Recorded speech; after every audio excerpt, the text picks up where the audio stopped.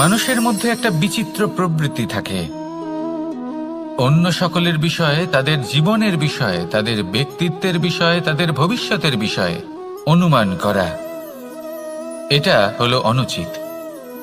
কারোর অতীতকালকে দেখে লোকে ভবিষ্যৎ বলে দিতে পারেন, বর্তমানকে দেখে ভবিষ্যতের বিষয়ে অনুমান করে ফেলেন। উদাহরণ দিতে হলে বলবো, কোনো দাসকে দেখুন, ওকে দেখে লোকে বলে যে ওর ভবিষ্যৎ সেটাই হতে পারে, অনুমান করে ফেলেন। আর এই রাজাকে দেখুন, উনি তো কত সুখী হবেন, উনি তো জগতের সব থেকে অধিক সুখী মানুষ, কত সুখ সুবিধা আছে ওনার কাছে, ধারণা করে ফেলেন। তবে সত্য তো এটাই যে কারোর ব্যক্তিত্বের বিষয়ে, তাদের ভবিষ্যতের বিষয়ে আপনি পূর্ণ সত্য কখনোই বলতে পারবেন না, শুধু অনুমান করতে পারবেন। আর এই অনুমান করে সত্যি কোনো লাভ হয় না, কারণ এই কাল সেটা হলো অত্যন্ত শক্তিশালী। কালো থেকে কালোতর কয়লাকেও হীরেতে পরিণত করতে পারে, অনেক বড় বড় রাজাকেও বিদূষক বানিয়ে ফেলতে পারে এক মুহূর্তেই।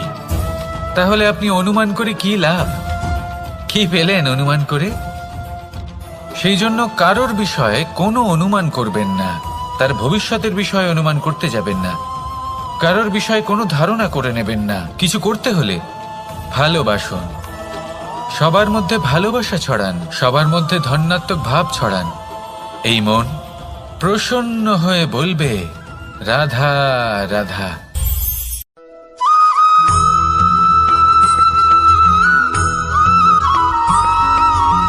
পঞ্চতত্ত্বের মধ্যে দ্বিতীয় তত্ত্ব হল ধরণী, ভূমি, যাকে আমরা ধরণী মাতা বলি। এই ধরণী ধৈর্য ধারণ করে, আর এর ওপরেই আমাদের সমগ্র সংসার নির্ভরশীল। কারণ এই ভূমি সহ্য ক্ষমতা রাখে, এর সহ্য ক্ষমতা হলো অপরিসীম। সন্তান যতই আঘাত প্রদান করুক না কেন, প্রেম পূর্বক সহ্য করে, আর তার বদলে অমূল্য রত্ন প্রদান করে। সন্তান যদি হাল চালায়, তাহলে তার বদলে তাকে অন্ন প্রদান করে। এটাই হলো ধরণী। এবার এর থেকে আমরা কি শিক্ষা পেতে পারি? এটাই যে কারোর জন্য কিছু করা বা কাউকে কিছু দেওয়া মনে কোনো কামনা ছাড়াই। আর এই কথাটা বুঝে যান, যদি কারোর জন্য কামনা না রেখে বা কোনো পাওয়ার আশা না রেখে কারোর জন্য কিছু করেন বা কারোকে কিছু দেন, যদি এটা আপনি শিখতে পারেন, তবে আপনি ভালোবাসতে শিখে গেছেন। আর সেই জন্যই এই ধরিত্রীকে মাতা বলা হয়। কারণ মাতা শুধু উনি নন যিনি গর্ভে সন্তানকে ধারণ করেন, মাতা তো উনিও যিনি জীবন বাঁচতে শেখান, যিনি জীবন বাঁচার উদাহরণ প্রদান করেন।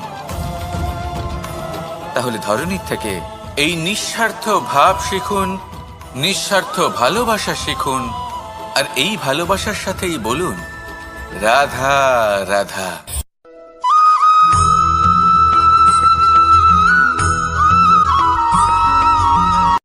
সংসারে আমাদের জীবনে যখন কোনো সুখ বা দুঃখ আসে, তার জন্য আমরা কাউকে না কাউকে অবশ্যই দায়ী করে থাকি, তাই না? এই ব্যক্তি আমাদের সাথে এরকম কাজ করেছেন, তাই আমার সাথে এমন হলো। ওই ব্যক্তি যদি এমনটা না করতেন, তাহলে আজ আমি ওই স্থানে পৌঁছতে পারতাম। সবই আপনার দৃষ্টিভঙ্গির ওপর নির্ভরশীল। আর যদি আপনার দৃষ্টিভঙ্গি এমন হয়, তাহলে তা অনুচিত।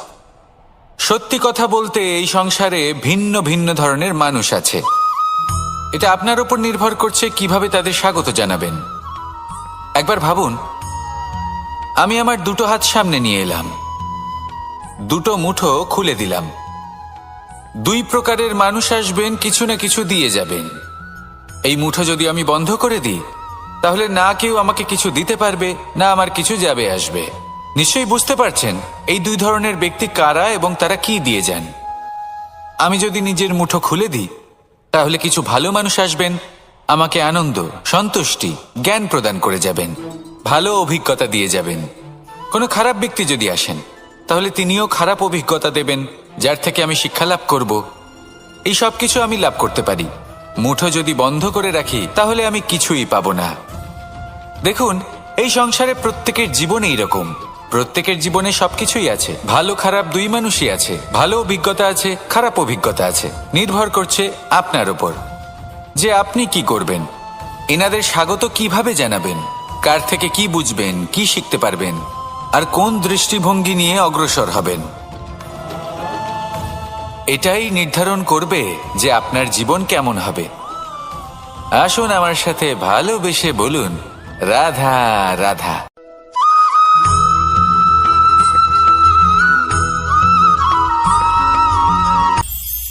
এটা হলো ধান গাছ। এর থেকে যে চাল উৎপন্ন হয় তা মানুষ গ্রহণ করেন। আর এটা কি? এ হলো জংলি ঘাস। একবার ভেবে দেখুন, যদি এই জংলি ঘাস ধান গাছের আশেপাশে থাকে তাহলে কি হবে? ধান উৎপন্ন হতে পারবে? তা উৎকৃষ্ট হতে পারবে? আমরা কি তা গ্রহণ করতে পারবো? কখনোই নয়। এই জংলি ঘাস ধানকে নষ্ট করে দেবে, কিন্তু নিজে জীবিত থাকবে। এটাই হলো আজকের শিক্ষা। এই সংসারে যদি আপনি নীতির পথে চলতে চান, উচিত কর্ম করতে চান, সংসারকে সেবা করতে চান, তাহলে জংলি ঘাসের মতো ব্যক্তিদের থেকে সবসময় দূরে থাকতে হবে। সেই ব্যক্তি যারা দুর্নীতি এবং মিথ্যা দ্বারা পরিপূর্ণ, যাদের ব্যবহার অশুভ, যাদের অনেক অশুভ গুণ রয়েছে, তারা সঠিক নয়। সেই সকল ব্যক্তি যাদের চরিত্র অত্যন্ত দুষ্ট হয়, তারা হয় শুভ চরিত্রের ব্যক্তিকে একদম নষ্ট করে দেয়, নয় নিজের মতো বানিয়ে তোলে। তাই যদি আপনি নীতির পথে চলতে চান, এই সংসারের জন্য শুভ কর্ম করতে চান, তাহলে সেই সঙ্গ লাভ করুন যে সঙ্গ জ্ঞানে পরিপূর্ণ, যাদের মধ্যে অনেক গুণ আছে, যাদের থেকে প্রতিদিন কিছু শিখতে পারবেন। এমন ব্যক্তির সাথে জীবন অতিবাহিত করুন। দুরাচারীদের থেকে দূরে থাকুন। তবেই এই মন প্রসন্ন হয়ে বলবে, রাধা রাধা।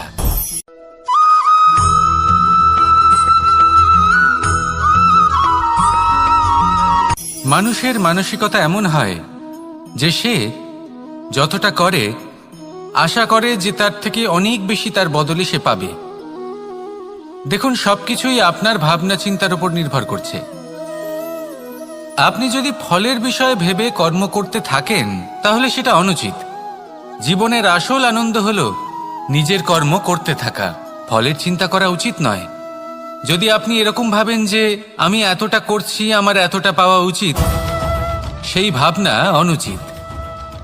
যদি আপনি সেবার মানসিকতা নিয়ে কর্ম করতে থাকেন, কর্মচক্রে প্রবাহিত হন, যদি আপনি এমন ভাবনা রাখেন যে আমি এতটা পাচ্ছি তাই এর থেকে অনেক বেশি আমি কর্ম করব, তাহলে নিশ্চিতরূপে আপনি যতটা করছেন তার থেকে অনেক বেশি আপনি পাবেন। আপনার আশার থেকে অনেক বেশি আপনি পাবেন। শুধু জীবনে অনেক বেশি কাজ করতে থাকুন, ফলের চিন্তা করবেন না। আর মনে রাখবেন, এই ভাবনাই সব থেকে বড় বীজ। কর্মের উপর বিশ্বাস রাখুন। জীবনে যা যা আপনি চান সবই সুখময় হবে। আসুন আর আমার সাথে ভালোবেসে বলুন, রাধা রাধা।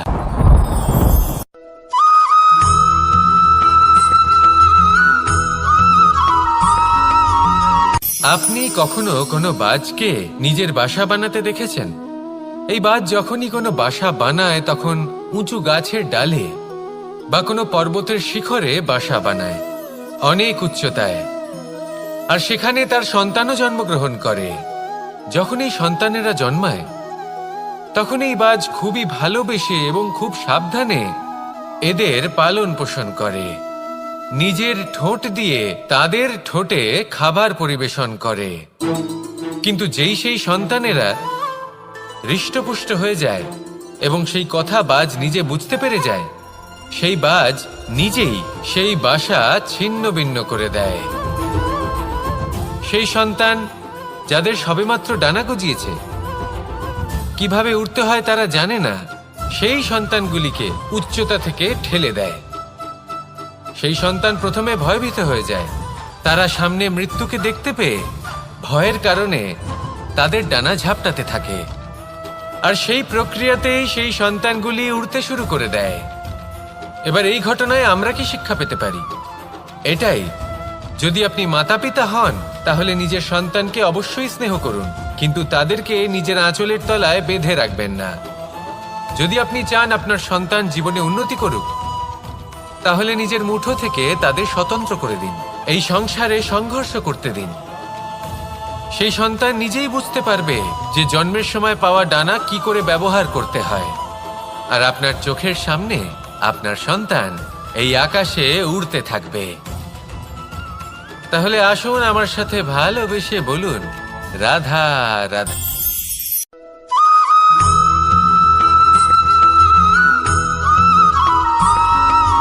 বসন্ত ঋতু, এই সময় মন আনন্দে ভরে থাকে। এমন মনে হয় যেন আমরা আকাশে বিচরণ করতে চলে যাই, কিন্তু সেটা তো সম্ভব নয়। সেই জন্য হয়তো আমরা ঘুড়ি ওড়াই, এই ঘুড়িকে নিজেদের প্রতিরূপ মনে করে। এবার অনেক মানুষ আছেন যারা ঘুড়ি ওড়ান, কিন্তু এই কর্মের সারমর্ম কি সেটা কজন বুঝতে পারেন? আপনি এটা মনে করুন যে আপনি হলেন সেই ঘুড়ি, আর এই সুতো যিনি ধরে রয়েছেন তিনি হলেন পরমাত্মা। আর এই সুতো যেখান থেকে শুরু হয় সেই লাটাই হলো আমাদের কর্মচক্র। এবার আপনি নিজেই অনুমান করুন যে এই উড়ান কার ওপর নির্ভরশীল? পরমাত্মার ওপর আর আপনার কর্মের ওপর।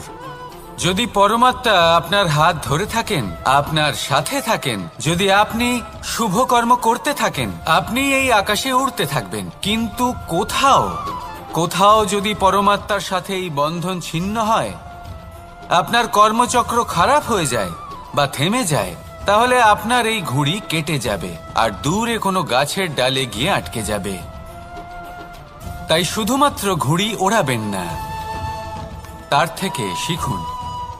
পরমাত্মার সাহচর্যে থাকুন, সবসময় শুভ কর্ম করতে থাকুন আর সবসময় এই আকাশে উড়তে থাকুন।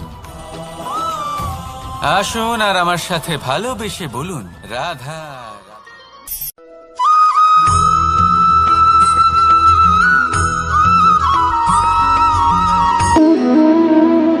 সম্পর্ক হলো আমাদের জীবনের একটি আধার।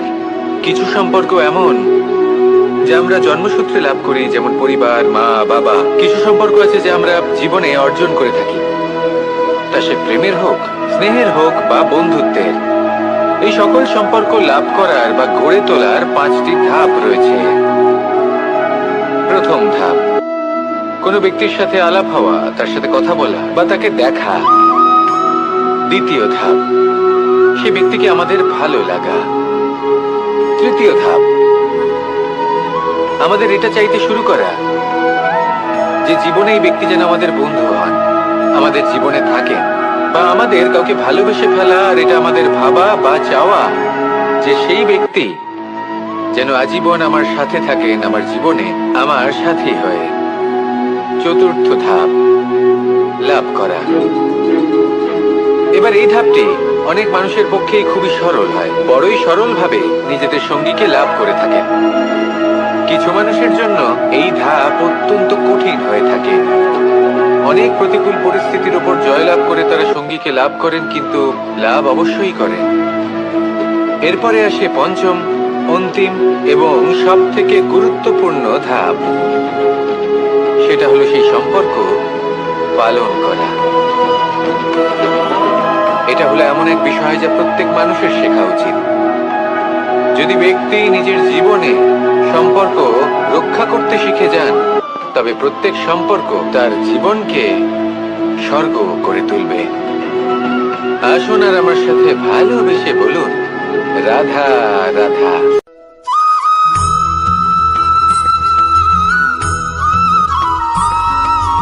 জীবনে যখন কোনো ব্যক্তি নিজের লক্ষ্য প্রাপ্তির জন্য নিরন্তর পরিশ্রম করতে থাকেন, চেষ্টা করতে থাকেন, তখন তিনি কষ্ট অনুভব করেন। কখনো শারীরিক কষ্ট, কখনো মানসিক কষ্ট। এবার উনি এটা ভাবতে থাকেন যে আমি কি উচিত করছি নাকি অনুচিত করছি। কারণ অন্যদিকে এমন একজন ব্যক্তিও আছেন যিনি একদমই পরিশ্রম চেষ্টা করছেন না। তিনি মদিরা পান করেন, বিলাসিতায় জীবন কাটান, অলস প্রকৃতির হয়ে ওঠেন, নিদ্রাতে বিলীন হয়ে থাকেন আর ভাবেন যে তিনি সুখ লাভ করছেন। কিন্তু এরকম কেন হয়? কারণ যখন আমরা সৎ পথে থাকি, উচিত পথে চলি, লক্ষ্য প্রাপ্ত করার জন্য চেষ্টা করতে থাকি, তখন আমাদের ভেতরে থাকা নেতিবাচক শক্তি এবং পাপ এই দেহকে ত্যাগ করে দেয়। আর এই অনুভূতিটাই আমাদের দুঃখের অনুভূতি দেয়, কষ্ট দেয়। এবার সেখানে যদি আমরা কুপথে চলি, অনুচিত পথে চলতে থাকি, তাহলে আমাদের ভেতরে থাকা পুণ্য এবং ধনাত্মক শক্তি আমাদের দেহ ত্যাগ করে দেয়। আর এই অনুভূতির কারণেই আমরা সুখ অনুভব করি। কিন্তু কখনো ভাববেন যে এই সুখ বেশি সময় পর্যন্ত থাকে না। সেই জন্য সবসময় মনে রাখবেন, যদি আপনি জানেন যে এটাই আপনার লক্ষ্য, এটাই উচিত পথ, শুভ পথ, তাতে নিরন্তরভাবে এগিয়ে যেতে চেষ্টা করতে থাকুন। এই কষ্ট আপনাকে সুখের পরাকাষ্ঠায় কখন পৌঁছে দেবে তা আপনি জানতেই পারবেন না। আসুন আমার সাথে ভালোবেসে বলুন, রাধা রাধা।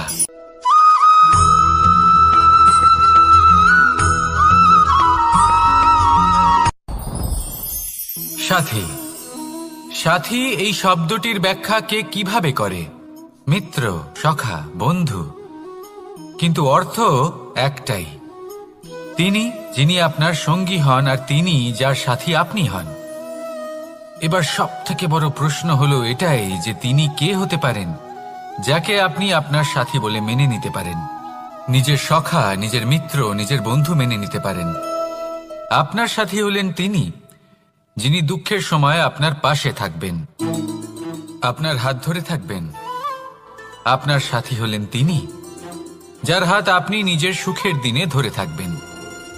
সেই সাথীরই হাত ধরুন যিনি দুঃখে সবসময় আপনাকে সাহায্য করার জন্য তৎপর হয়ে থাকেন, আপনার পাশে থাকেন, আর যাকে সুখের দিনে আপনি আপনার সাথে রাখতে পারেন। আর যখন আপনার সাথে আপনার এই সাথী থাকবে, তখন আপনি এটা বুঝবেন যে যখন জীবনে দুঃখ আসে, তখন এই দুঃখ কমে যায়, সবার মধ্যে ভাগ হয়ে যায়।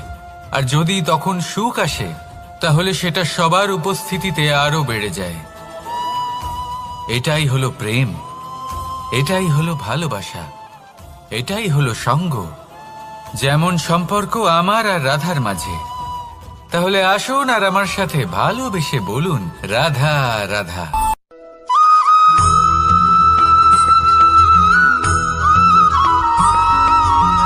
এই সংসারে প্রত্যেক মানুষ এটাই চান যে তিনি যেন ধনবান হন, আর্থিক অবস্থা তার ভালো থাকে, ওনার বাড়িতে লক্ষ্মীর আগমন হয়।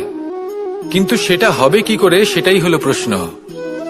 কেউ বলেন যে যদি পরিশ্রম করো তাহলে ধন অর্জন সম্ভব, কেউ বলেন যে যদি বিদ্যা লাভ হয় তবেই ধন অর্জন সম্ভব, কেউ বলেন যে যদি বলশালী হও তবেই সম্পন্ন থাকবে। ভালো কথা, যদি তাই হয়ে থাকে, তবে দিনমজুর সারা দিন পরিশ্রম করেন, তিনি কেন ধনী হন না? অনেকজন বিদ্বান মানুষ আছেন এই সংসারে, তারা কেন ধনবান হন না? অনেক সংখ্যক বলশালী ব্যক্তি আছেন, তাদের কাছে ধন নেই কেন? তাদের কেন ধনের অভাব হয়? আবার এমনও কিছু মানুষ আছেন যারা পরিশ্রম করেন, তারা দিনমজুর, কিন্তু তারা ধন অর্জন করতে পারেন।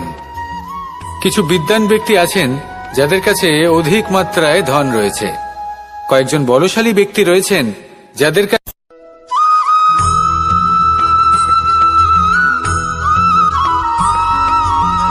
পঞ্চতত্ত্বের মধ্যে দ্বিতীয় তত্ত্ব হল ধরণী, ভূমি, যাকে আমরা ধরণী মাতা বলি।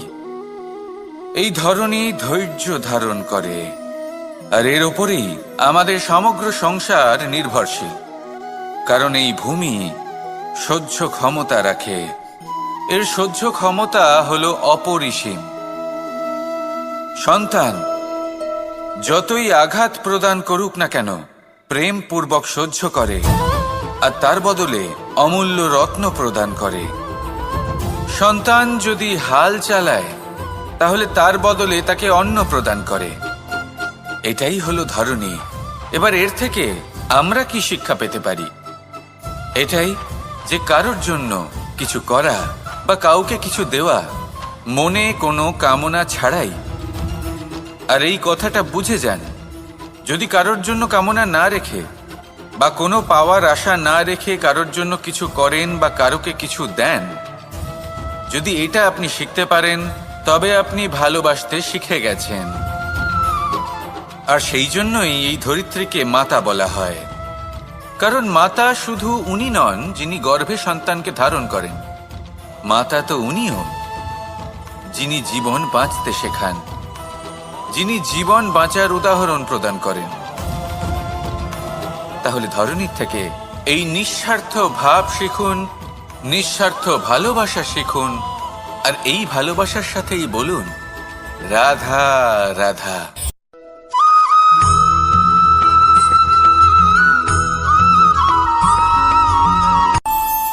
আমাদের মনে যখন কোনো প্রশ্ন ওঠে, কোনো দ্বন্দ্ব জাগে, তখন আমরা যাই আমাদের গুরুর কাছে, আমাদের আরাধ্যের কাছে গিয়ে জিজ্ঞেস করি। এইভাবেই একদিন আমি পৌঁছলাম আমার আরাধ্যের কাছে, আমার মহাদেবের কাছে, আর ওনাকে প্রশ্ন করলাম যে মহাদেব, জীবনে আনন্দ পাওয়ার, উৎসব পালনের, প্রেম ভাগ করে নেবার, জীবনকে উপভোগ করে নেওয়ার সর্বশ্রেষ্ঠ সময় কোনটা? মহাদেব হাসলেন আর উনি বললেন, জীবনে উৎসব পালনের সব থেকে শ্রেষ্ঠ দিন হল মৃত্যুর ঠিক আগের দিনটা। প্রেম ভাগ করে নেওয়ার সব থেকে শ্রেষ্ঠ মুহূর্ত হল মৃত্যুর ঠিক আগের মুহূর্ত। জীবনকে উপভোগ করে নেওয়ার সর্বশ্রেষ্ঠ প্রহর হল মৃত্যুর এক প্রহর পূর্বে। তখন আমি চমকে গেলাম। আমি বললাম, কিন্তু মহাদেব, মৃত্যু তো অনিশ্চিত, আমরা জানিও না কবে আমাদের মৃত্যু হবে। মহাদেব আবার হাসলেন।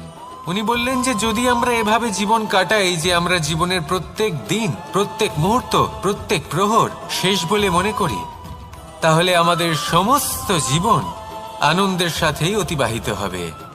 কি বলেন?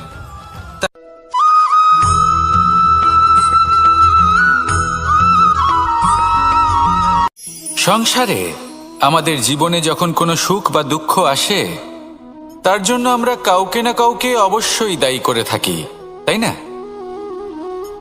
এই ব্যক্তি আমাদের সাথে এরকম কাজ করেছেন, তাই আমার সাথে এমন হলো। ওই ব্যক্তি যদি এমনটা না করতেন, তাহলে আজ আমি ওই স্থানে পৌঁছতে পারতাম। সবই আপনার দৃষ্টিভঙ্গির ওপর নির্ভরশীল, আর যদি আপনার দৃষ্টিভঙ্গি এমন হয়, তাহলে তা অনুচিত। সত্যি কথা বলতে, এই সংসারে ভিন্ন ভিন্ন ধরনের মানুষ আছে। এটা আপনার উপর নির্ভর করছে কিভাবে তাদের স্বাগত জানাবেন। একবার ভাবুন, আমি আমার দুটো হাত সামনে নিয়ে এলাম, দুটো মুঠো খুলে দিলাম। দুই প্রকারের মানুষ আসবেন, কিছু না কিছু দিয়ে যাবেন। এই মুঠো যদি আমি বন্ধ করে দিই, তাহলে না কেউ আমাকে কিছু দিতে পারবে, না আমার কিছু যাবে আসবে। নিশ্চয়ই বুঝতে পারছেন এই দুই ধরনের ব্যক্তি কারা এবং তারা কি দিয়ে যান। আমি যদি নিজের মুঠো খুলে দিই, তাহলে কিছু ভালো মানুষ আসবেন, আমাকে আনন্দ, সন্তুষ্টি, জ্ঞান প্রদান করে যাবেন, ভালো অভিজ্ঞতা দিয়ে যাবেন। কোনো খারাপ ব্যক্তি যদি আসেন, তাহলে তিনিও খারাপ অভিজ্ঞতা দেবেন, যার থেকে আমি শিক্ষা লাভ করব। এই সব কিছু আমি লাভ করতে পারি। মুঠো যদি বন্ধ করে রাখি, তাহলে আমি কিছুই পাবো না। দেখুন, এই সংসারে প্রত্যেকের জীবনে এইরকম। প্রত্যেকের জীবনে সবকিছুই আছে, ভালো খারাপ দুই মানুষই আছে। ভালো অভিজ্ঞতা আছে, খারাপ অভিজ্ঞতা আছে। নির্ভর করছে আপনার উপর যে আপনি কি করবেন, এনাদের স্বাগত কিভাবে জানাবেন, কার থেকে কি বুঝবেন, কি শিখতে পারবেন, আর কোন দৃষ্টিভঙ্গি নিয়ে অগ্রসর হবেন। এটাই নির্ধারণ করবে যে আপনার জীবন কেমন হবে। আসুন আমার সাথে ভালোবেসে বলুন রাধা রাধা।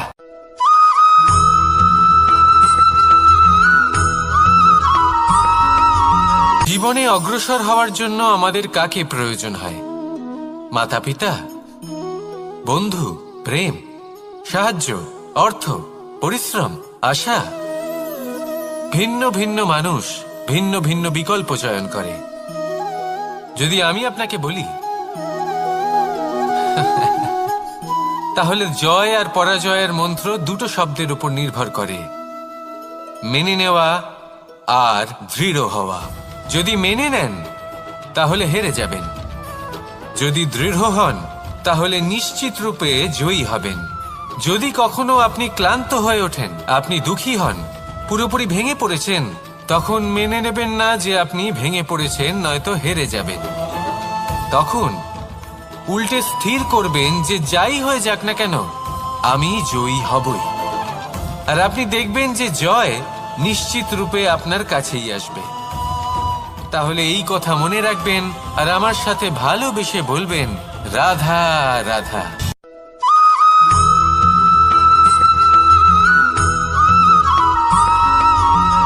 ভালো, শুধু ওনাদের কঠোর ব্যবহার দেখলে আমরা একটু ভয় পেয়ে যাই।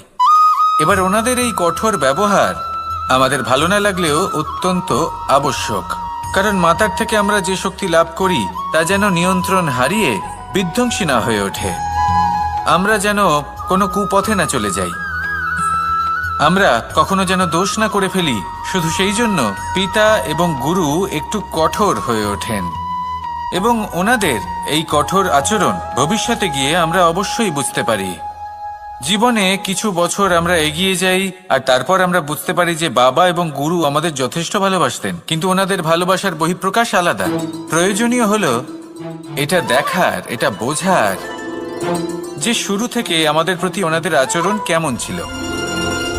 ওনাদের কঠোর হওয়ার পেছনে ওনাদের ভালোবাসাটা বোঝার চেষ্টা করুন, ওনাদের চিন্তাটা বোঝার চেষ্টা করুন, ওনাদের পথপ্রদর্শনের আড়ালে আপনার ভবিষ্যতের জন্য যে পরিকল্পনা ওনারা করেছেন সেটা বোঝার চেষ্টা করুন। তখন আপনারা বুঝতে পারবেন ওনাদের ভালোবাসাকে। আপনার মনের মধ্যে আপনা থেকেই ওনাদের প্রতি সম্মান জেগে উঠবে। নিজের পিতা এবং নিজের গুরু এই দুজনের প্রতি কৃতজ্ঞতা প্রকাশ করুন আর আমার সাথে ভালোবেসে বলুন, রাধা রাধা।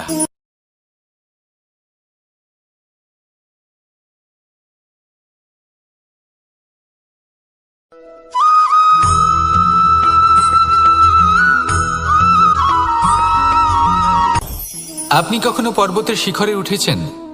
আপনি দেখতে পাবেন পর্বতের পদতলে প্রচুর সুন্দর ফুল রয়েছে, সবুজ বনানী রয়েছে। যত আপনি ওপরে উঠতে থাকবেন তত ফুল কমতে থাকবে, সবুজ বনানী কমতে থাকবে। আরো কিছুটা ওপরে উঠলে কাঁটা জাতীয় গাছ দেখতে পাবেন, শুকনো গাছ দেখতে পাবেন। আরো যদি ওপরে ওঠেন তাহলে পাষাণ দেখতে পাবেন। আরো ওপরে উঠলে হিমখণ্ড দেখতে পাবেন। এই যে পর্বত, তা মনুষ্য জীবনের সবথেকে উত্তম উদাহরণ। মানুষ যখন সাফল্যের শিখরে পৌঁছতে চান, মহানুভবতার শিখরে পৌঁছতে চান, পথে যত আস্তে আস্তে উপরে উঠতে থাকেন ততই ভৌতিক বস্তু তার থেকে বিচ্ছিন্ন হতে থাকে। যদি তিনি সেই ভৌতিক বস্তুগুলি ত্যাগ না করতে পারেন তাহলে কখনোই সেই স্থানে পৌঁছতে পারবেন না। আর মানুষ যদি উচিত ত্যাগ করতে পারেন, পথে অগ্রসর হতে থাকেন, এগোতে থাকেন, তাহলে একদিন না একদিন তিনি মহানুভবতার, জ্ঞানের, সাফল্যের হিমের স্বাদ অবশ্যই লাভ করবেন। মনে রাখবেন, মানব জীবনের ত্যাগ হলো অত্যন্ত গুরুত্বপূর্ণ অংশ। আসুন আমার সাথে ভালোবেসে বলুন, রাধা রাধা।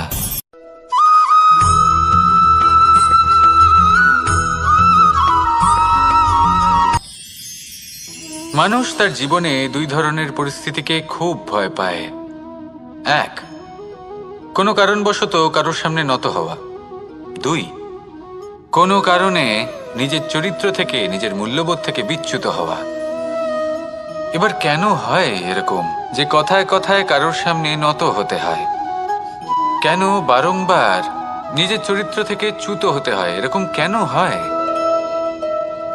এটা তখনই হয় যখন আমাদের শিক্ষা এবং মূল্যবোধের অভাব থাকে।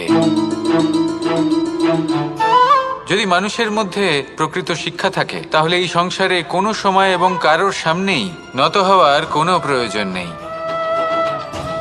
যদি মানুষের মধ্যে মূল্যবোধ থাকে তাহলে তাকে নিজের মূল্যবোধ বা চরিত্র থেকে বিচ্যুত হতে হয় না, তা সে যাই হয়ে যাক না কেন।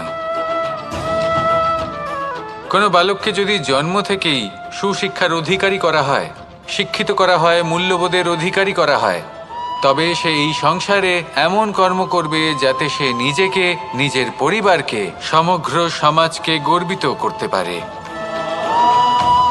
শিক্ষা লাভ করুন, মূল্যবোধ লাভ করুন এবং আমার সাথে ভালোবেসে বলুন, রাধা রাধা।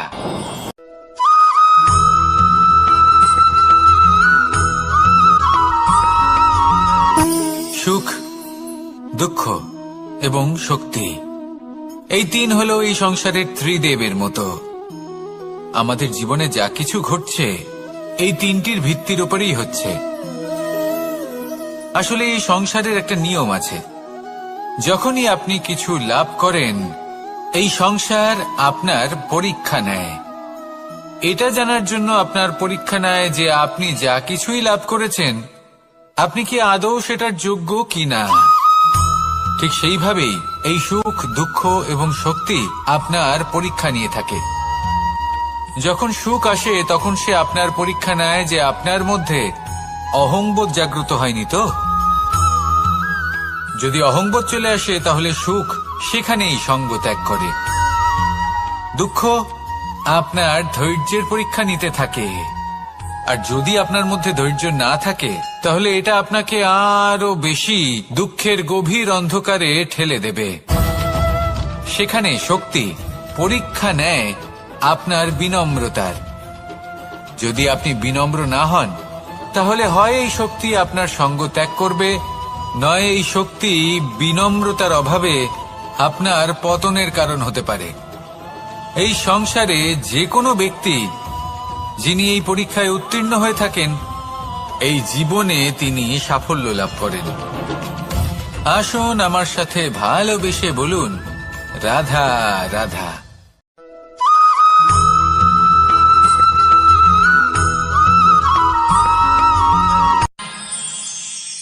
আমরা সবাই সূর্যকে সম্মান কেন করি? কারণ আমরা জানি যে সন্ধেবেলা যখন সূর্যাস্ত হবে তখন শুধুমাত্র অন্ধকার বাকি থাকবে। ঠিক কিছুটা এরকমই হয় আমাদের মাতা পিতাও, যিনি আমাদের জন্ম দেন, আমাদের ভরণ পোষণ করেন, আমাদের বড় করেন, আমাদের প্রেম প্রদান করেন। কখনো কখনো তাদের মুখ থেকে কটু কথা নিঃসৃত হয়, আমাদের দুঃখ হয়, কিন্তু তখন আমাদের এটা বোঝা উচিত এগুলি নিঃসৃত হচ্ছে আমাদেরই মঙ্গলের জন্য। যেমন সূর্যদেব, উনিও উত্তাপ দিয়ে থাকেন আমাদেরই মঙ্গলের জন্য, যাতে ফসল পাকতে পারে, যাতে জল বাষ্প হয়ে মেঘ হতে পারে, বৃষ্টি হতে পারে, আর এই সংসারে নিরন্তর জলের প্রবাহ থাকে। আমাদের মাতা পিতা, তাদের কঠোর আচরণ, তাদের কঠোর অনুশাসনের পেছনে লুকিয়ে থাকে ওনাদের ভালোবাসা। আমাদের তা বুঝতে হবে, সসম্মানে ওনাদের গ্রহণ করতে হবে। কারণ ঠিক সূর্যাস্তের পরে যেমন চতুর্দিক অন্ধকারচ্ছন্ন হয়ে যায়, তেমনি আমাদের জীবন থেকে যখন আমাদের মাতা পিতা চলে যায় তখন আমাদের জীবনেও শুধু এবং শুধুমাত্র অন্ধকারই ছেয়ে থাকে। সেই জন্য নিজের মাতা পিতাকে সম্মান করুন, ওনাদের ভালোবাসা প্রদান করুন। এই মন আর এই জীবন প্রসন্ন হয়ে বলবে, রাধা রাধা।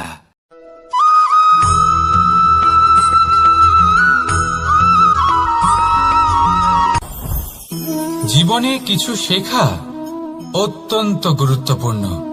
এবার কি কি শিখতে হবে সেই সব শেখানোর জন্য অনেক শিক্ষক রয়েছেন, কিন্তু কি শিখবেন না আর কি করবেন না এটা আমাদের নিজের অভিজ্ঞতা দিয়ে শিখতে হয়। কিন্তু তার মানে এটা নয় যে যদি আপনাকে শিখতে হয় যে আগুনের তাপ কতটা, আপনাকে আগুনের মধ্যে হাত দিতে হবে। না, অন্য কারোর অভিজ্ঞতা দ্বারাও শিখতে পারেন। প্রশ্ন শুধুমাত্র একটাই যে আপনি কি শিখতে চান নাকি চান না। যদি আপনি এটাই ভাবেন যে আমি শুধুই নিজের অভিজ্ঞতা দ্বারাই শিখতে চাই, তাহলে জীবনকাল ছোট মনে হবে, অনেক কিছুই শিখতে পারবেন না। তাই নিজের সাথে সাথে বড়দের অভিজ্ঞতা দ্বারাও শেখা শুরু করে দিন। এই সংসারের অভিজ্ঞতা দ্বারা শিখতে শুরু করে দিন। আর এটা নিশ্চিত রূপে শেখা আবশ্যক যে কখন কি করবেন না, কোথায় থামতে হবে আর কোথায় থামবেন না। তাহলে আসুন আর আমার সাথে ভালোবেসে বলুন, রাধা রাধা।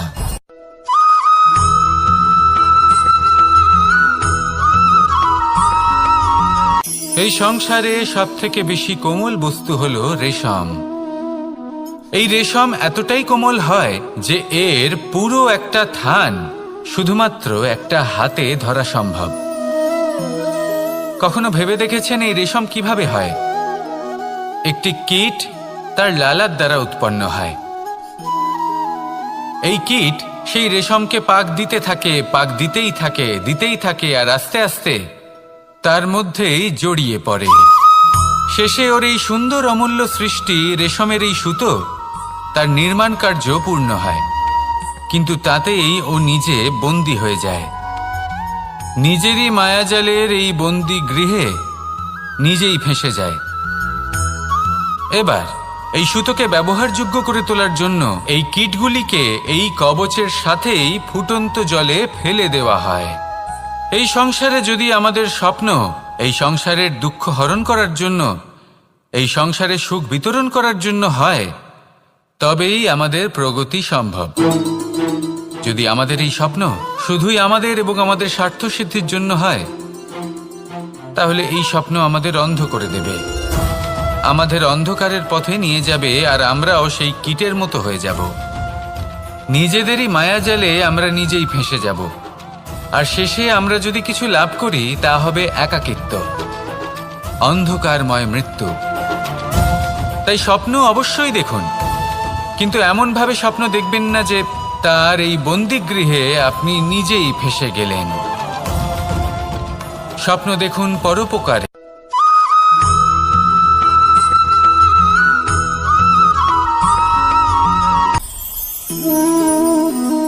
শক্তি এক অত্যন্ত বিচিত্র বস্তু, বা বলতে পারেন অনুভূতি। পিতা সবসময় চান যেন তিনি তার শক্তি পুত্রকে। আসুন আপনাকে সহজে বোঝাই। যদি আপনি সুপাত্র হন আর আপনাকে শক্তি দেওয়া হয়, তাহলে আপনি সেই শক্তির গুরুত্ব বুঝবেন, কোথায় সেই শক্তি প্রয়োগ করা উচিত সেটা বুঝবেন। আর এটা যেহেতু অর্জন করা শক্তি হবে, সেই শক্তির অপব্যবহার হবে না। কিন্তু যদি এই আপনি কুপাত্র হন আর যদি আপনাকে এই শক্তি দেওয়া হয়, তাহলে কি হবে? দেখতে গেলে এই শক্তি আপনি দান হিসেবে পেয়েছেন, তাই না আপনি এই শক্তির গুরুত্ব বুঝবেন আর না এর প্রয়োগ আপনি জানবেন। তার অপব্যবহার হওয়া সুনিশ্চিত। তাই যদি আপনি কোনো শক্তি অর্জন করতে চান, তাহলে আগে তার যোগ্য হয়ে উঠুন, পুত্র নয় পাত্র হয়ে উঠুন। আর আমার সাথে ভালোবেসে বলুন, রাধা রাধা।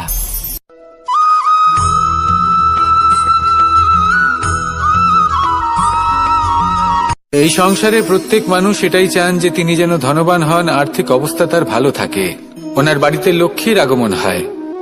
কিন্তু সেটা হবে কি করে, সেটাই হলো প্রশ্ন।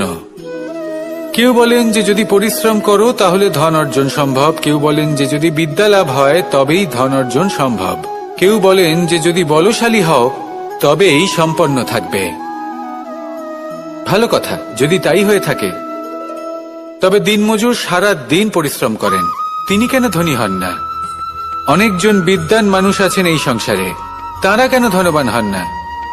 অনেক সংখ্যক বলশালী ব্যক্তি আছেন, তাদের কাছে ধন নেই কেন? তাদের কেন ধনের অভাব হয়? আবার এমনও কিছু মানুষ আছেন যারা পরিশ্রম করেন, তারা দিনমজুর, কিন্তু তারা ধন অর্জন করতে পারেন। কিছু বিদ্বান ব্যক্তি আছেন যাদের কাছে অধিক মাত্রায় ধন রয়েছে, কয়েকজন বলশালী ব্যক্তি রয়েছেন যাদের কাছে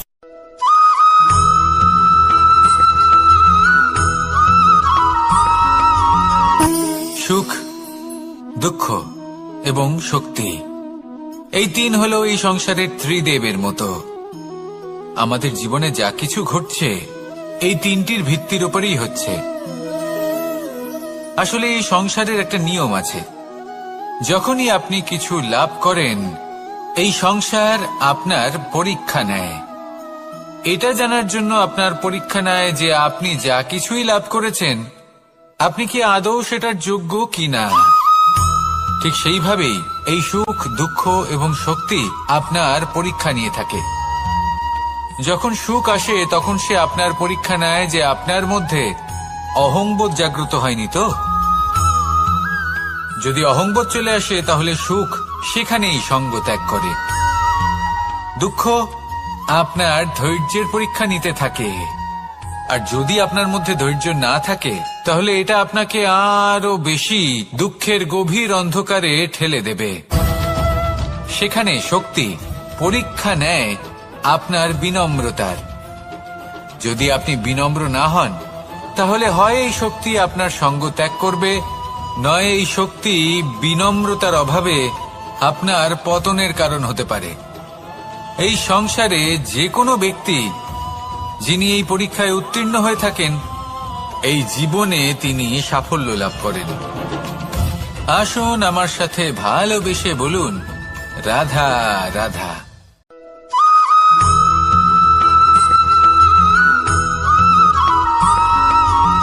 পঞ্চতত্ত্বের মধ্যে দ্বিতীয় তত্ত্ব হল ধরণী, ভূমি, যাকে আমরা ধরণী মাতা বলি। এই ধরণী ধৈর্য ধারণ করে, আর এর ওপরেই আমাদের সমগ্র সংসার নির্ভরশীল। কারণ এই ভূমি সহ্য ক্ষমতা রাখে, এর সহ্য ক্ষমতা হল অপরিসীম।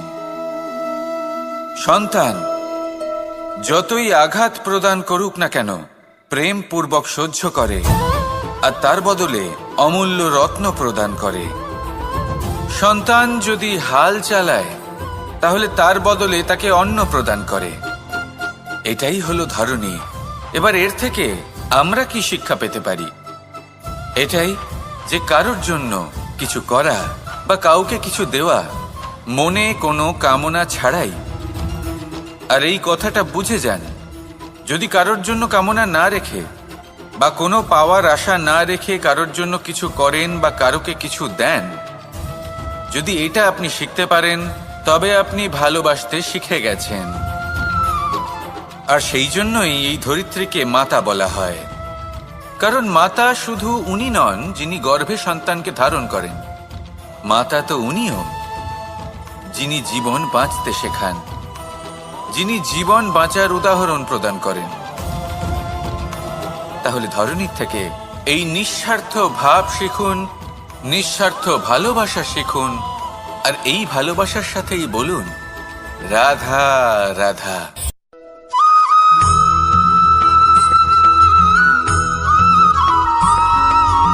মানুষ জন্মগ্রহণ করে, তার সাথে ভয়েরও জন্ম হয়। ছোটবেলা থেকেই আমাদের মনে কোনো না কোনো প্রকারের ভয় থেকেই যায়। কেউ এই বিষয়ে ভয় পায় যে তার কোনো বস্তু তার থেকে দূরে চলে যাবে, কেউ এই বিষয়ে ভয় পায় যে আমি নিজেকে হারিয়ে ফেলব, কেউ এই ভেবে ভয় পায় যে আমার প্রিয়জনেরা তারা যেন আমার থেকে দূরে না চলে যায়, কেউ এই ভেবে ভয় পায় যে আমরা যেন পথ না হারিয়ে ফেলি, আদি ইত্যাদি। কিন্তু সত্যি কথা বলতে, ভেবে দেখুন এই ভয় বাস্তবে কি? শুধুই একটা মনস্থিতি, আর কিছুই নয়। যা কিছু আপনি জীবনে পেয়েছেন তা একদিন আপনাকে হারাতে হবে। এই জীবন হলো আপনারই, কিন্তু তাও একদিন সমাপ্ত হবে। তাই ভয় পেয়ে কি লাভ? এই ভয় শুধু আপনাকে জীবন যাপন করা থেকে বাধা দিচ্ছে, আর কিচ্ছু নয়। পথ হারিয়ে ফেললেই বুঝতে পারবেন যে নতুন পথ কিভাবে বানাতে হয়। কিছু মানুষকে জীবন থেকে হারালে তবেই আপনি বুঝবেন যে আপনার আপনজনকে। এই ভয়ের কারণে ভীত হয়ে থাকবেন না। এই তারা নক্ষত্র অন্ধকারের অভাবে গুরুত্ব হারায়। শিবকেও মহাদেব হবার জন্য বিষপান করতে হয়েছিল। প্রত্যেক পরিস্থিতি, প্রত্যেক সাফল্য আপনার পরীক্ষা নেবে, তাতে উত্তীর্ণ হওয়া হলো আপনার কর্ম। যখনই আপনি ভয় পাবেন বা সংকটের সম্মুখীন হবেন, তখন সাহসের সাথে তার সম্মুখীন হন। মনে রাখবেন, যে সম্মুখীন হতে জানে, সাফল্য তার সাথে সবসময় থাকে। আসুন আর আমার সাথে ভালোবেসে বলুন, রাধা রাধা।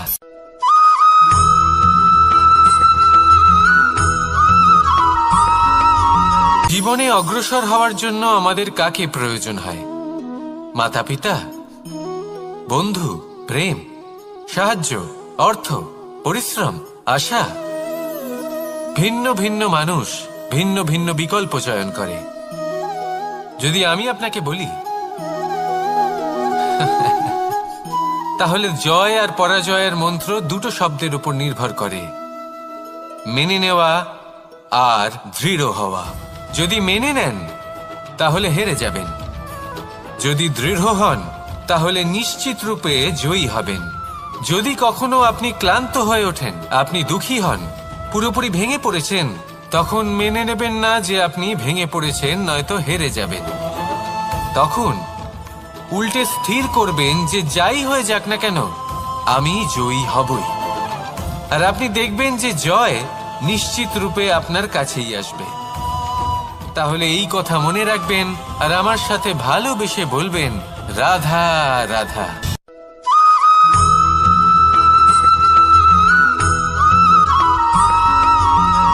এই সংসারে কোনো বস্তু হোক বা ব্যক্তি হোক, তার একার গুরুত্ব কিন্তু খুব বেশি নয়। একটা উদাহরণ হিসেবে বৃষ্টির ফোঁটাকে ভেবে দেখুন। যদি একটি বৃষ্টির ফোঁটা হয় তাহলে তার খুব বেশি গুরুত্ব থাকে না, কিন্তু যখন সহস্র বৃষ্টির ফোঁটা মেঘের মধ্যে দিয়ে ঝরে পড়ে তখন সেটা বর্ষার রূপ ধারণ করে। সেই বর্ষা যা এই প্রকৃতিকে শান্ত করে। সেইভাবেই পাথরের ছোট টুকরো, তার খুব বেশি গুরুত্ব থাকে না, কিন্তু যখন অসংখ্য পাথরের টুকরো একত্রিত হয় তখন তা পর্বতের আকার ধারণ করে। সেইভাবেই কিছু মানুষ যখন একত্রিত হন তখন তৈরি হয় পরিবার, কিছু পরিবার যখন একত্রিত হয় তখন তৈরি হয় সমাজ, যখন অনেক সংখ্যক সমাজ একত্রিত হয় তখন তৈরি হয় রাজ্য। এবার এই রাজ্যের সবথেকে গুরুত্বপূর্ণ ব্যক্তি হতে পারেন রাজা, কিন্তু তাও সেই রাজা একা কিছু করতে পারেন না। যুদ্ধ লড়ার সময় তারও নিজের সৈন্যদলকে প্রয়োজন পড়ে। কিন্তু এই সংসারে এমন একজন ব্যক্তি আছেন যিনি একাই সব কাজ করতে থাকেন, এবং সেই ব্যক্তি হলেন মা। আমাদের জীবনে একজন পিতার ভূমিকা কিন্তু নিঃসন্দেহে অমূল্য, কিন্তু আমাদের সকলের জীবনে যে ভূমিকা একজন মায়ের তা অন্য কারোর থাকে না।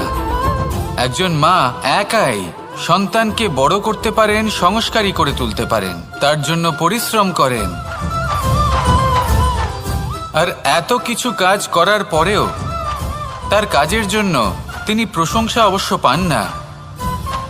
উল্টে যদি সেই সন্তান অনুচিত পথে চালিত হয়, অনুচিত কর্ম করে, তখন সেই মাকেই অপবাদের পাত্র হয়ে উঠতে হয়।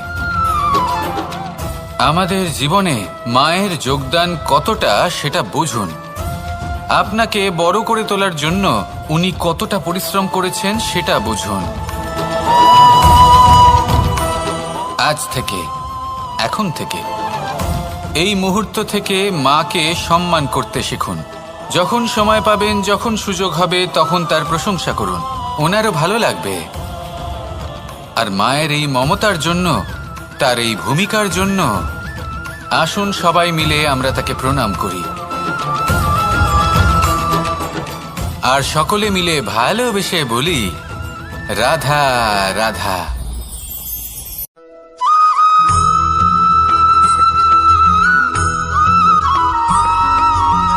এই সংসারের সবথেকে গুরুত্বপূর্ণ তত্ত্ব কোনটা? প্রথম হলো সময়। জন্ম থেকে মৃত্যু পর্যন্ত এই যে সময়, এটাই তো হলো জীবন। দ্বিতীয় হলো জীবন, যাতে আমরা সময়ের সদ্ব্যবহার করি, শ্রেষ্ঠ থেকে শ্রেষ্ঠতর কাজ করার চেষ্টা করি। বহু বছরের এই পরম্পরা, এই সংস্কৃতিকে এগিয়ে নিয়ে যাওয়ার চেষ্টা করি। এই সংসারে আমরা অংশগ্রহণ করতে চেষ্টা করি। তৃতীয় হলো ধন, সেই ধন যা প্রত্যেক ব্যক্তি অর্জন করতে চেষ্টা করেন। এবার এই তিনটি তত্ত্বের মধ্যে একটা সামঞ্জস্য আছে, সমান ব্যাপার আছে। সে ধনই হোক বা সময় হোক বা হোক জীবন। আর সেই সমান ব্যাপার হলো যে যদি আপনি এটা গণনা করতে থাকেন তাহলে তা কমতে থাকে, যদি আপনি এটা ব্যবহার করেন তাহলে তা বাড়তে থাকে।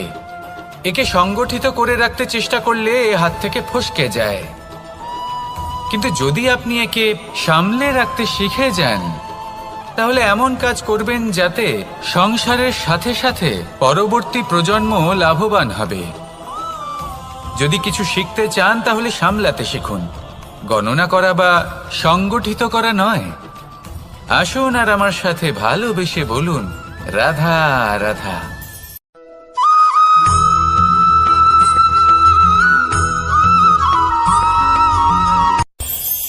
এই সংসারে আমরা প্রকাশ কোথা থেকে পাই? এর উত্তর বড়ই সরল। ভোরে যখন সূর্যোদয় হয় তখন প্রকাশের কিরণ আমাদের ঘরে এসে পৌঁছয়। এইভাবেই আমরা প্রকাশ লাভ করি। এবার এই প্রকাশের আলোতেই আমরা সারাদিনের কাজ সম্পন্ন করি। সন্ধে হয়ে যায়, সূর্যাস্তও হয়ে যায়, আর আমাদের ঘর যাতে অন্ধকার না হয় তার জন্য আমরা একটা প্রদীপ প্রজ্বলিত করি। এটাই ঘটে আমাদের জীবনেও।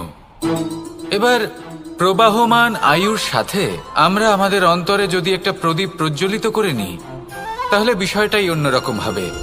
এবার আপনি বলবেন কোন প্রকাশের কথা বলছি যা আমাদের অন্তরে জাগ্রত করা সম্ভব? আমাদের আত্মার মাঝে প্রেমের প্রকাশ জাগ্রত করার কথা বলছি। কারণ আমাদের এই জীবন এও হলো দিনের আলোর মতো। আজ প্রকাশ আছে, কিন্তু কোনোদিন অবশ্যই অস্ত হবে। কিন্তু অস্ত হবার আগে যদি আমরা আমাদের আত্মার মাঝে প্রেমের এই প্রকাশ উজ্জ্বলিত করে নিই, তাহলে আমাদের সন্ধ্যাকালও আমরা আনন্দে এবং প্রেমে যাপন করব।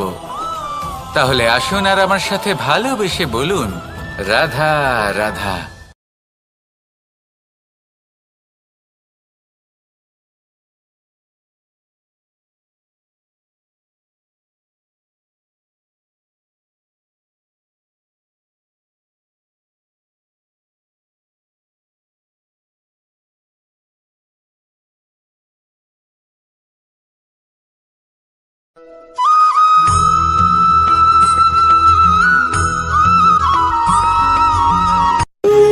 যখন মানুষের মৃত্যু হয় তখন কি হয়? অনেক সংখ্যক মানুষ শোক পালন করতে চলে আসেন। যে ব্যক্তি মৃত্যু লাভ করেছেন তার অনেক বস্তু থাকে যেগুলো তার প্রিয়, যেগুলো তিনি ব্যবহার করেছেন। তার শয্যা, তার বস্ত্র, তার আভূষণ সবকিছু তার থেকে বিচ্ছিন্ন করা হয় এবং খালি হাতে তাকে শ্মশানের উদ্দেশ্যে রওনা করা হয়। আমি আপনাকে এই প্রশ্ন করতে চাই, আপনি এই সংসারে কি অর্জন করেছেন? ধন সম্পত্তি, বস্ত্র, আভূষণ, এই সবকিছু যে আপনি অর্জন করেছেন, আপনার মৃত্যুর পরে তা আপনার থেকে দূর হয়ে যাবে। এর উত্তর হলো একটাই, আপনার কর্ম। শুধু সেটাই আছে যা একান্ত আপনার, আর শুধু সেটাই এই সংসার থেকে চলে যাওয়ার পরেও সংসারেই জীবিত থাকবে। যদি আপনি দুষ্কর্ম করেন, তাহলে এই সংসার আপনাকে একটি অনুচিত উদাহরণ হিসেবে মনে রাখবে যে এই ব্যক্তি খুব পাপী ছিল, অনুচিত কর্ম করতেন। যে পথে তিনি চলেছেন সেই পথে কারোর চলা উচিত নয়। সেখানেই যদি আপনি সৎকর্ম করেন, তাহলে সংসার চিরকাল এটাই বলবে যে খুব ভালো মানুষ ছিলেন, সবাইকে ভালোবাসতেন, সবাইকে সাহায্য করতেন, আমার খুব প্রিয় মানুষ ছিলেন। এটাই হলো শ্রেষ্ঠ কর্ম। সেই জন্য জীবনে শুধুমাত্র ধন সম্পত্তি, আভূষণ এই সব অর্জন করতে গিয়ে নিজের মনোনিবেশ করবেন না। শ্রেষ্ঠ কর্ম করুন। সংসার থেকে চলে যাওয়ার পরেও এই কর্মই এই সংসারে আপনাকে জীবিত রাখবে। আসুন আমার সাথে ভালোবেসে বলুন, রাধা রাধা।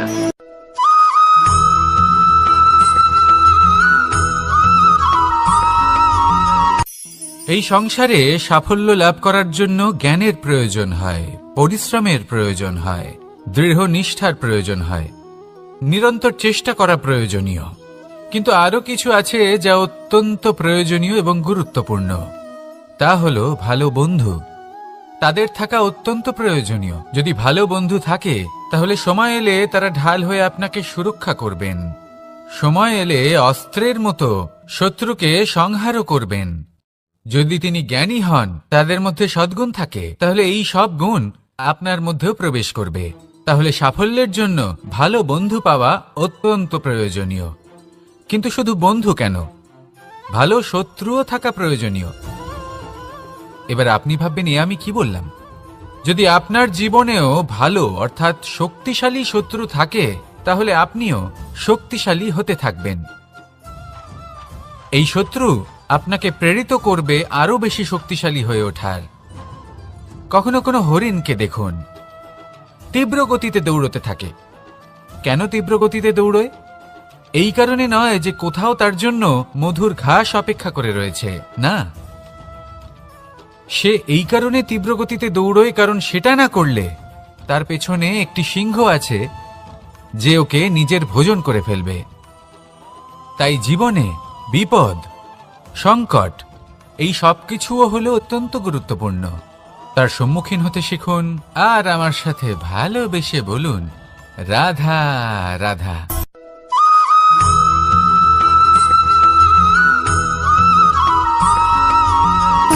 সুখ, দুঃখ এবং শক্তি, এই তিন হলো এই সংসারের ত্রিদেবের মতো।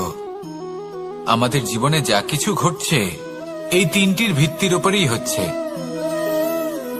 আসলে এই সংসারের একটা নিয়ম আছে, যখনই আপনি কিছু লাভ করেন এই সংসার আপনার পরীক্ষা নেয়। এটা জানার জন্য আপনার পরীক্ষা নেয় যে আপনি যা কিছুই লাভ করেছেন আপনি কি আদৌ সেটার যোগ্য কিনা। ঠিক সেইভাবেই এই সুখ, দুঃখ এবং শক্তি আপনার পরীক্ষা নিয়ে থাকে। যখন সুখ আসে তখন সে আপনার পরীক্ষা নেয় যে আপনার মধ্যে অহংবোধ জাগ্রত হয়নি তো। যদি অহংবোধ চলে আসে তাহলে সুখ সেখানেই সঙ্গ ত্যাগ করে। দুঃখ আপনার ধৈর্যের পরীক্ষা নিতে থাকে, আর যদি আপনার মধ্যে ধৈর্য না থাকে তাহলে এটা আপনাকে আরো বেশি দুঃখের গভীর অন্ধকারে ঠেলে দেবে। সেখানে শক্তি পরীক্ষা নেয় আপনার বিনম্রতার। যদি আপনি বিনম্র না হন তাহলে হয় এই শক্তি আপনার সঙ্গ ত্যাগ করবে, নয় এই শক্তি বিনম্রতার অভাবে আপনার পতনের কারণ হতে পারে। এই সংসারে যে কোনো ব্যক্তি যিনি এই পরীক্ষায় উত্তীর্ণ হয়ে থাকেন এই জীবনে তিনি সাফল্য লাভ করেন। আসুন আমার সাথে ভালোবেসে বলুন, রাধা রাধা।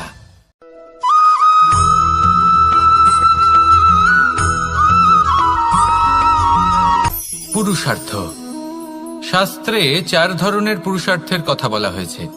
প্রথম হলো ধর্ম। আপনি কি জানেন এই ধর্ম আসলে কি?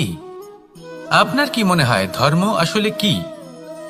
কোনো বিশেষ ঈশ্বরকে মানাই কি ধর্ম বলা হয়? নাকি কোনো বিশেষ রীতি পালন করাই হলো ধর্ম? নাকি কোনো বিশেষ সাহিত্যকে সর্বশ্রেষ্ঠ মনে করাই হলো ধর্ম? না, ধর্ম হলো সেটা যাকে ধারণ করা যেতে পারে। আর ধারণ শুধু সেটাই করা যায় যা পবিত্র। পবিত্র শুধু তাকেই বলা হয় যা নিঃস্বার্থ, যার মধ্যে শাসন করার কোনো ইচ্ছে নেই, যা সরলভাবেই প্রবাহমান, জল এবং বায়ুর মতো। যখন কোনো ব্যক্তি ধর্মকে ধারণ করেন এবং সেই ধর্ম সেই ব্যক্তিকে রক্ষা করে তখন তাকে ধর্ম বলা হয়। ধর্ম যা রক্ষা করে অহংকার থেকে, খারাপ চিন্তার হাত থেকে। সেই জন্য পুরুষার্থ গড়ে তোলার আগে, ধর্ম পালন করার আগে ধর্মের প্রকৃত অর্থ কি সেটা বুঝে নিন। এটা জেনে রাখুন যে সমস্ত ধর্মের আধার, সমস্ত ধর্মের ভিত শুধুমাত্র ভালোবাসা। আসুন আর এই ভালোবাসার সাথেই বলুন, রাধা রাধা।